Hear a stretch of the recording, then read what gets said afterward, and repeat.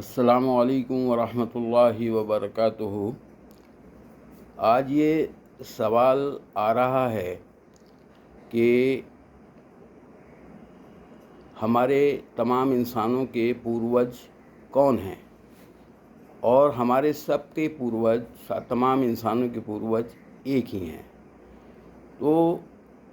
اس بات کو جو اللہ کی کتاب ہے، چونکہ تمام انسانوں کو اللہ نے پیدا کیا، تو قرآن کریم میں ہی تلاش کر کے اس کا جواب دیکھتے ہیں کہ اللہ تعالیٰ کی طرف سے کیا فرمان ہے۔ تو قرآن کریم کی آیت نمبر 14 جو سورہ حجرات کی آیت ہے، اس میں کہا گیا ہے کہ یا ایھا الناس انا خلقناکم من ذکر و انثی وجعلناکم شعبا وقبائل لتعارفوا ان اکرمکم عند اللہ اتقاکم ان اللہ علیم خبیر۔ اس کے معنی یہ ہیں کہ اے لوگوں، حقیقت یہ ہے کہ ہم نے تم سب کو ایک مرد اور ایک عورت سے پیدا کیا ہے، اور تمہیں مختلف قوموں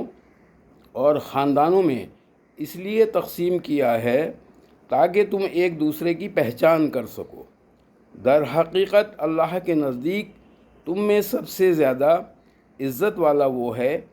جو تم میں سب سے زیادہ متقی ہے۔ متقی کا مطلب پائس، اور جو پاکیزہ جس کی زندگی ہے اور اللہ سے ڈرنے والی زندگی ہے۔ یقین رکھو کہ اللہ سب کچھ جاننے والا اور ہر چیز سے باخبر ہے۔ اس آیت کریمہ سے یہ بات بالکل واضح ہے کہ تمام انسانوں کو اللہ نے ایک آدم علیہ السلام اور ماں حوا سے پیدا کیا، اور یہ تمام مذاہب کے اندر بالکل اسی طرح سے سب یہ بات ملتی ہے، چاہے یہ مذہب کرسچینٹی ہو، چاہے جوڈیزم ہو، اور چاہے ہندوازم ہو۔ ہندوازم کے اندر جو کہا گیا ہے کہ تمام انسان منو اور ان کی وائف شت پورا سے پیدا ہوئے ہیں، اور اس کے بعد جب شنکر جی اس دنیا کے اندر پرلے لانا چاہتے تھے، تو اس کے بعد بھی منو اور شت پورا کے ذریعے دوسری نسل آدم پیدا ہوئی۔ قرآن کریم بھی اسی بات کو کہتا ہے اور اس بات کی تصدیق کرتا ہے کہ سب سے پہلے تمام انسانوں کی پیدائش حضرت آدم علیہ السلام اور ماں حوا سے ہوئی، اور جب حضرت نوح علیہ السلام کے ٹائم پر اس دنیا کے اندر طوفان آیا اور ساری دنیا میں جو تمام انسان تھے وہ ختم ہو گئے، تو تب آپ کے ساتھ آپ کی کشتی کے اوپر جتنے لوگ سوار تھے، انہی سے پھر یہ نسل آدم چلی ہے۔ تو یہ بات تو متفقہ طور کے اوپر ہے کہ جو شروعات ہے وہ تمام انسانوں کی ایک مرد اور ایک عورت سے ہے، کیونکہ قرآن اس بات کی تصدیق کرتا ہے، اور تمام کتابوں کے اندر اور تمام مذاہب کے اندر یہ بات کامن ہے۔ مگر اس کے ساتھ یہ سب سے امپورٹنٹ سوال یہ ہے کہ آپ کے پوروج ایک ہیں،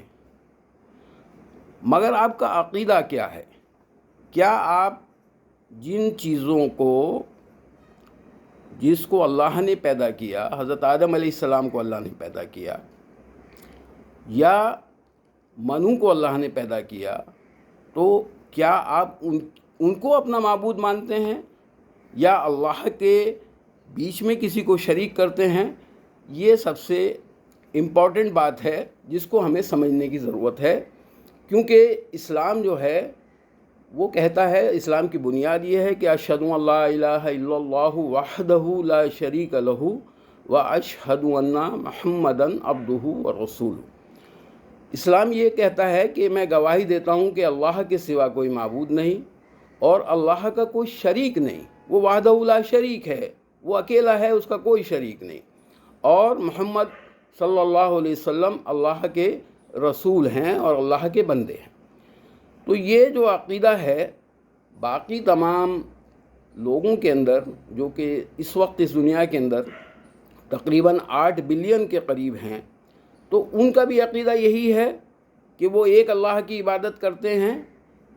اور محمد صلی اللہ علیہ وسلم کو آخری نبی کو اپنا رسول مانتے ہیں۔ تو اگر یہ عقیدہ نہیں ہے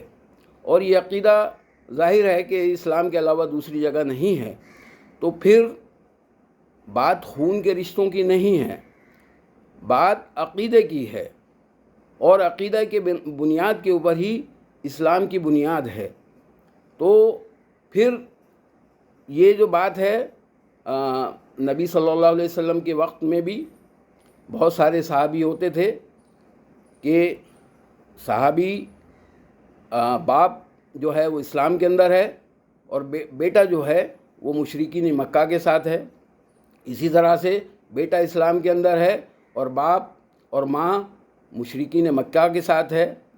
اسی طرح سے حضرت ابراہیم علیہ السلام کے والد جو ہے وہ مورتیاں بناتے تھے، مگر آپ نے کلمہ توحید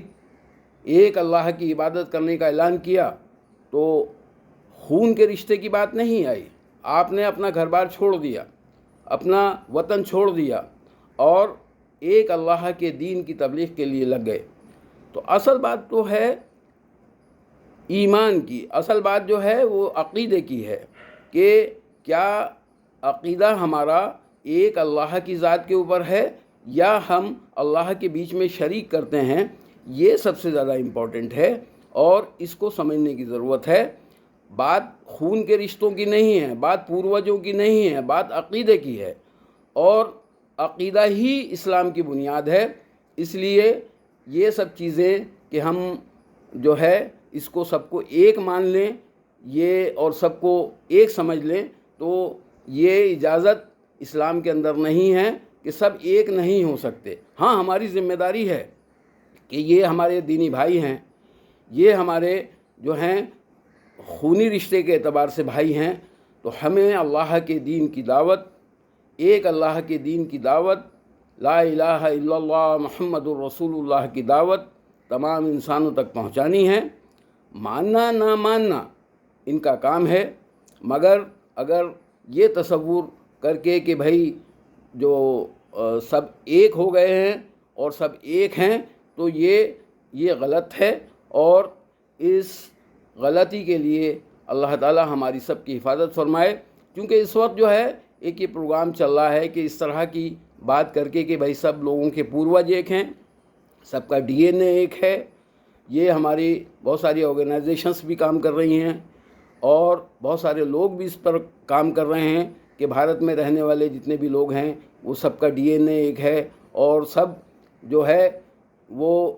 ان کا جو ان کے پوروج ہیں وہ بھی ایک ہیں، اور پھر ان کو کوئی مذائقہ نہیں ہونا چاہیے، اپنے پوروجوں کے دین کی طرف لوٹ کر کے آ جانا چاہیے، جس کو گھر واپسی کا ایک پروگرام کر کے نام دیا گیا ہے۔ مگر اسلام جو ہے عقیدے کا نام ہے، لا الہ الا اللہ محمد الرسول اللہ کا نام ہے۔ اسلام جو ہے خون کے رشتوں کا نام نہیں ہے۔ خون کے رشتے اگر ہوتے تو حضرت ابراہیم علیہ السلام اپنے والد کو چھوڑ کر کے نہیں جاتے، اور صحابہ کرام اپنے سامنے اپنے مد مقابل اپنے باپ سے جو ہے مقابلہ نہیں کرتے۔ تو اسلام کی حقانیت کو سمجھنے کی ضرورت ہے، اور اس طرح کا جو پروپیگنڈا ہے اس سے اللہ تعالیٰ، اور اس طرح کے جو فتنے ہیں اس سے تمام انسانوں کی حفاظت فرمائے۔ یہ فتنوں کا دور ہے، اور ان فتنوں کے دور میں صحیح رخ کے اوپر اپنی زندگی، اپنے بچوں کی زندگی، اپنی اہل و عیال کی زندگی کو اسلام کی روح کے اندر لگانے کی ضرورت ہے۔ وما علینا الا البلاغ المبین۔ السلام علیکم ورحمۃ اللہ وبرکاتہ۔